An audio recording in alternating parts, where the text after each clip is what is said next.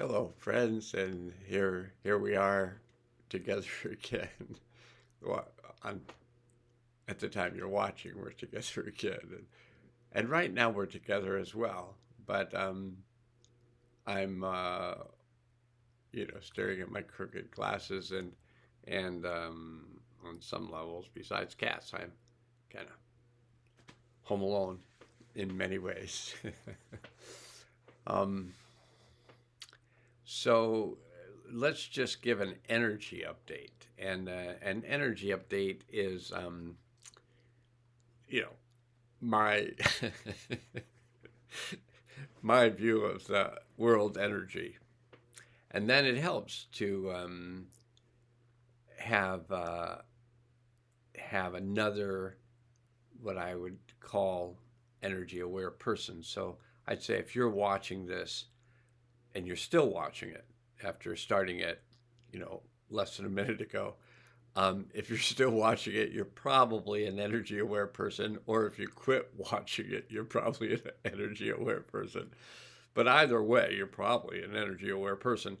And somehow you made the decision on a soul level to come here anyway, where, the energy has been difficult for some of us energy aware people. Whew. So we take a deep breath. And so let's just, I haven't yet got to the point where I've started off my day in what I would refer to as an intelligent fashion. And so starting off my day in an intelligent fashion, I would start off my day like this. So I'm going to start off our day, whatever part of the day you come in to this. I'm going to help to start our day in a possibly more functional way. So let's just start off with stating out loud, I choose to connect to my deep self. I choose to connect to my deep self.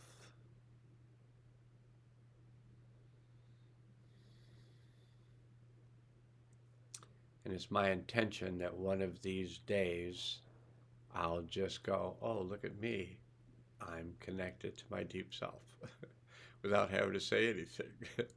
It's like, in some ways, I think it's like learning to drive a car. When you're first learning to drive a car, you have the key goes here. And I don't even know if they have keys, but back when I was learning to drive a car, you had to have a key that was like this metal thing that would fit in. Like if it was an older Volkswagen, you could basically stick anything in the ignition, which was what the place was where you stuck the key, because it would ignite the spark that caused the gasoline to explode and caused the pistons to move up and down. And then there was also a transmission, which if you put it into gear, would engage that power that the engine was creating and would move you forward or back depending on which way you wanted to go and which direction of gear you were putting it in. So, that just shows somewhat my brilliance of understanding of the automobile. That's about as far as it goes. I understand that there's an explosion going on inside the block or something. I think it might be called the block. And inside the block, there are these pistons, and it used to be this way. I don't know what it is now. These pistons would move up and down, and they would have spark plugs that would fire in a particular sequence, and that firing of the spark plug would cause the gasoline in that chamber to explode, which would jam the piston down, and then it would come back up again because of another one was exploding and going down. So this was, all right. Yeah. I never know what direction I'm going to go, forward or backwards. And today has felt a bit like a backwards sort of day, and hopefully we'll begin to move forward. And I hope that some of you find yourself entertained when you observe me trying to make sense of the world. Which, 73 years later, I'm still trying to make sense of the world, and not feeling really successful necessarily at it, but not feeling like a failure, even though it is the card from the tarot reading today. So let's just go, and I don't know if we need all that earlier stuff, and I might be able to figure out how to cut off the first couple minutes and just start with a forward direction. So let's just pretend that we're just starting now, and we're starting in a forward direction. We've got ignition, we got things moving, we've engaged ourselves in gear, and we're moving forward.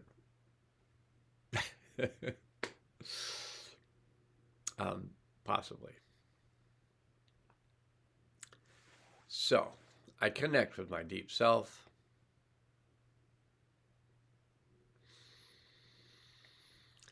I ground myself to the healing center of the earth.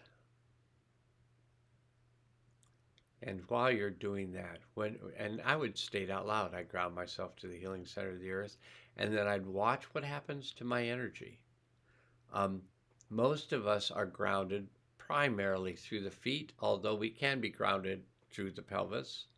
So when you state, I ground myself to the healing center of the earth, notice how you perceive that, because it's good to perceive these things. So do you perceive it as something visual, some energy coming out of your feet and going down to the center of the earth, or out of your pelvis and going down to the center of the earth? Do you see it as a light or a cord or whatever it is? What do you see when you ground yourself to the healing center of the earth? And then what is it that you notice when you state out loud, I open myself to the healing power of the One? Do you notice something when you do that? And what is it that you notice? And also, just because they're around so much again, that the Hotors, I didn't notice them being around for a while, and then now I'm noticing them being around much more often. So if you want, you can say, I choose to connect with the Hotors, or I choose to work with the Hotors, because those are different statements. Connecting the Hotors, you just know they're around, they just know you're around. Choosing to work with the Hotors, you're giving them permission to help you process the energetics that you're aware of currently.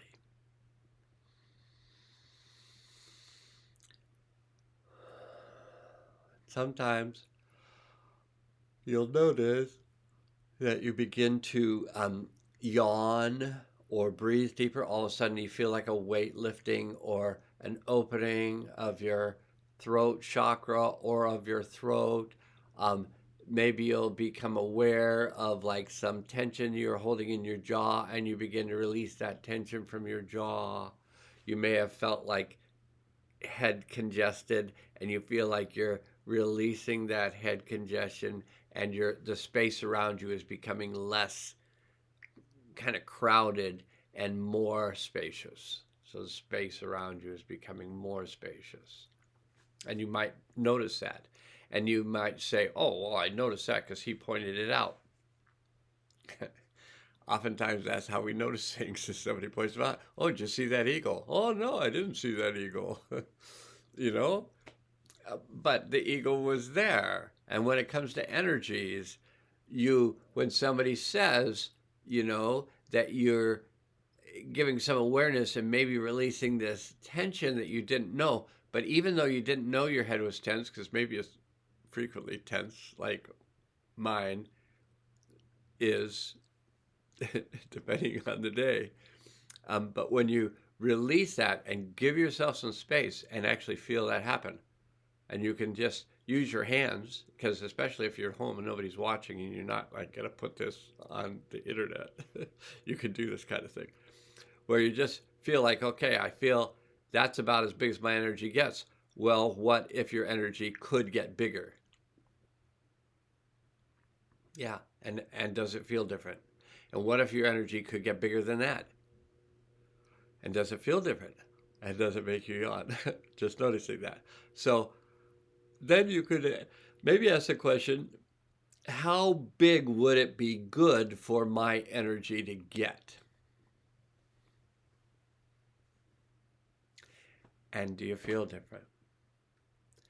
These are exercises that I've been doing, not every day, not every month necessarily, maybe when I remember them.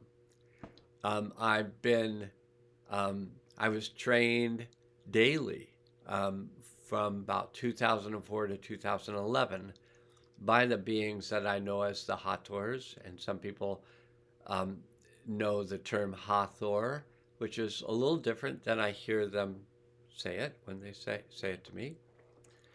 And the beings that there are Hotors on every dimension. There are Hotors in bodies. So this group is a group of beings that have been together for a long time, and some of them incarnate in bodies. And so right now, they're probably having, like many of us, a transition period where they're moving from third dimensional consciousness to fifth dimensional consciousness, if that's really going on. I mean, I think that's what a lot of us are making up, so we're probably having that experience. It's kind of like, and how big can my energy get? Whoa. And all of a sudden our energy gets big. This is all practice. Practice for opening up to the possibilities of your reality.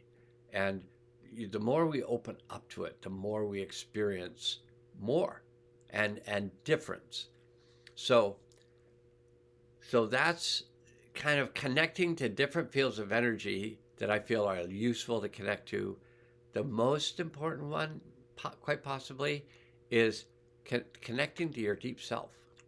That's the newest one for me, the one I'm just learning more about through experience, but I was introduced to it in early December of 2023, so just a few months ago. And more I feel that presence of that deep self. And people will have my cell number, which you're not going to get more than likely. If you don't have it already, you're like, no, I don't need it dinging any more than it does. But some people who have known me for quite a while and still send me text messages have been telling me about their experience both with the Hotors. The Hotors, people are saying, I choose to work with the Hotors, and then these things are starting to happen. That happened to me. That's when I first started working with the Hotors, and they told me I had to state out loud that I chose to work with them because of their effect. Just when you come into relationship with them, they're a seventh dimensional group of beings.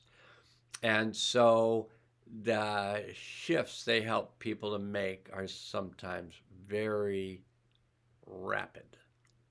And so when you want to be conscious of what you're doing when you state that you choose to work with them, because working with the Hotors speeds up the evolutionary process, because they're high vibe beings, and they have been working together a long time, and there's reasons for them working together, especially here, especially with the consciousness on the planet. There was a Hotor planet. I don't remember the name of it. It has a name, but something went wrong, and a bunch of the Hotors were incarnate in maybe human form, but in physical form. They're incarnated in physical form, and a planet just went poof, and just, I think another planet struck it, and it just It just left. It just left. Plus, the beings that were on it, the Hotors, it was a Hotor planet, and the beings that were on it just as well, the bodies. And the beings were traumatized by this, as you can imagine. Like, we've all carried traumas. So it took a long time to gather them all up. And many of them have come here to resolve that experience of a planet blowing up. Because, it's like you come home and there's a house fire and your house is gone, your belongings are gone, and there's that. And then there's like your planet is gone. And that's, a step up on some levels or a step down, depending on your perspective. So when the Hotors did their training with me, and they continued to do their training with me, knowing the Hotors, you're going to change. So you best want to change if you decide to work with them, because they're going to help you change.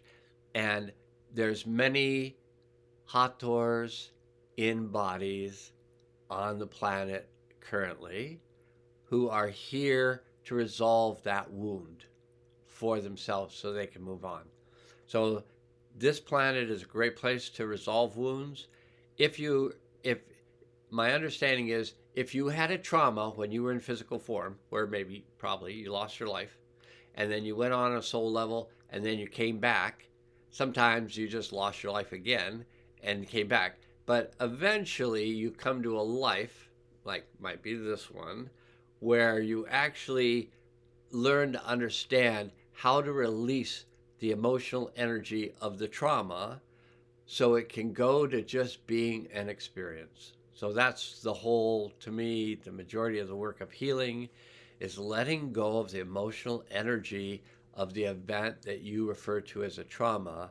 And once that emotional event is released, now you just have a memory of an experience. Even if you don't have the memory, on some level you do have the memory. And whether or not you want to have the memory, but I find that we can release the energy of an event without going back and looking at the event.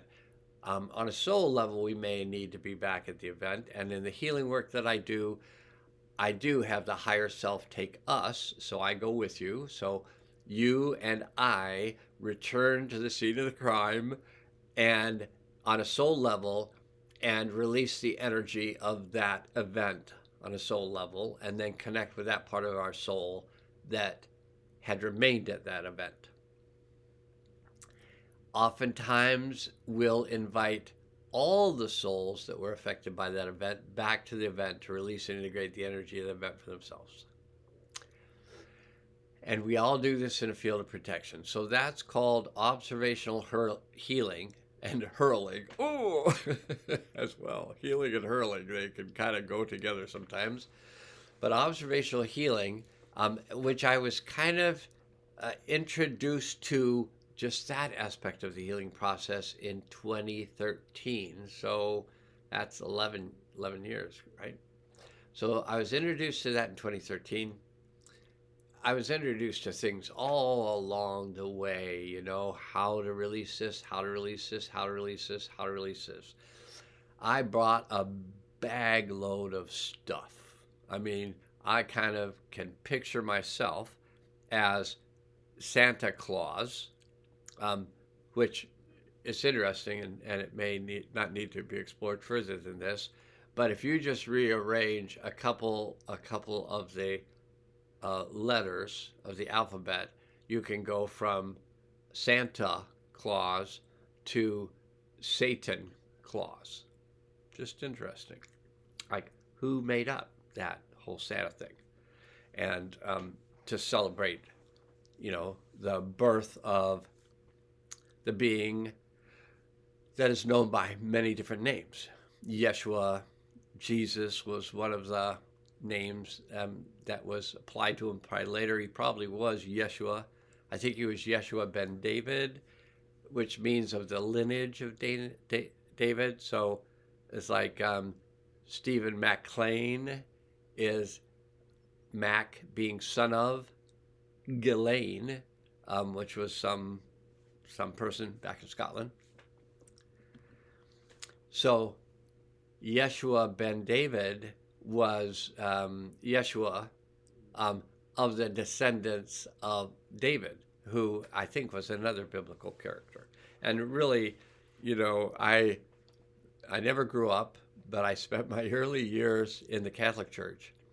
And the Catholic Church really wasn't into the Bible, which is fine with me. I just don't know. You can be in the Bible, people can be in the Bible, Quran, whatever, they want to be into that gives them kind of maybe a pathway or a myth or a thought form to work on their soul development. So any of them, that work for that, where you're encouraged to just be, a better being, bring more of your being into your humanity. Okay, so I don't know where that came from particularly, but it showed up. So we are here and we have helpers, and there's a kitty outside starting to cry, and you say, well, why is the kitty always outside crying? Well, because the kitty, if I'm talking, thinks I'm doing a healing session, and the kitty thinks that I need support in healing sessions, which is true. But also she can decide to just come in and help ground energy, which is she's really great at. Or she can just come in and just kind of mess with me, which she's really great at. So one of those two things can happen. So we've made some connections. We've come into a different place than maybe we started, and we're going to do some more things today, but I'm going to break them up into separate videos so that people can just watch what they want and not feel like they have to watch 38 minutes of me yammering. So soon I'll be saying namaste, but for now I'll say namasko.